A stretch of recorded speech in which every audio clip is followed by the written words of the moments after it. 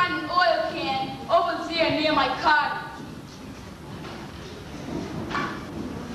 Where are your joints? Oil my neck first.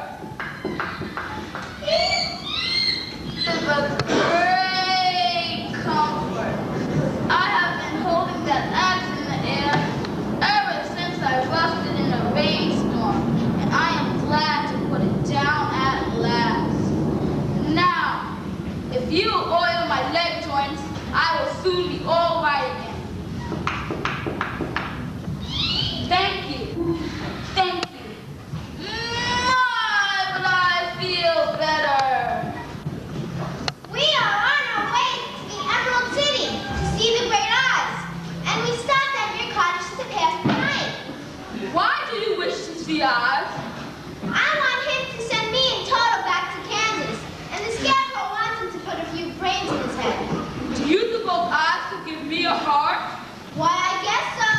It would be as easy as to give the Scarecrow brains. True.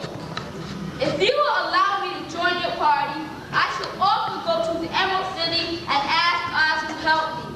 Come along. We'd be pleased to have you. But if I were you, I would ask for some brains.